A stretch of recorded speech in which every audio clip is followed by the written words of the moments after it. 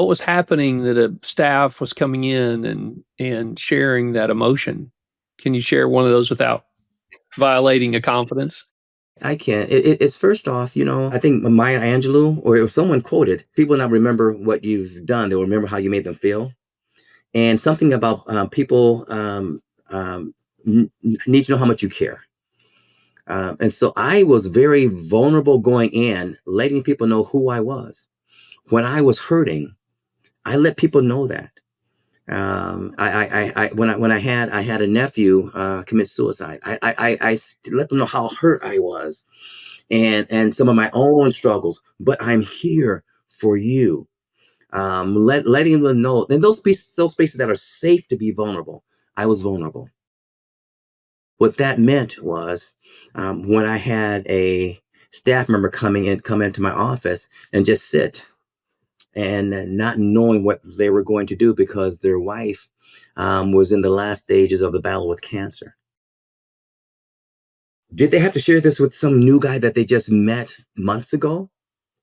They didn't have to, but the blessing I told you about that article, it talked about me being a minister. It talked about my faith. Sure. And so that was a known. And so making it okay, and I let them know. I said, I see that you're hurting. I and what's your wife's name? Great. I said, do you pray? And he said, yeah, we pray. I said, is it okay if I pray for you? And then we pray right there in my office right now. Now I know that message went out, right? I didn't have to tell the next person that I pray. And so when I have a colleague who lost a child, they know why I'm there. Okay. I share about my growings up with a sibling who is addicted to drugs. They know why I say what I say when it relates to that. They know about my history with domestic violence and me not having a father growing up. So they know why I don't condone fighting in the building and why I'm so aggressive when I when I address it.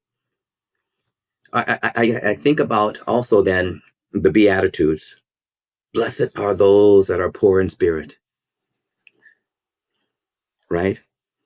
Blessed are those. When I think about the Beatitudes and who's being talked about there, I look at my school and I look at children and adults and like, okay, who fits this profile today that I need to help support?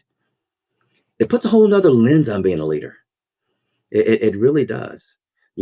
The least of these, when I think of, yeah, who's not being talked about? Who's not being supported? They're the least of these right now. How do we lift them up?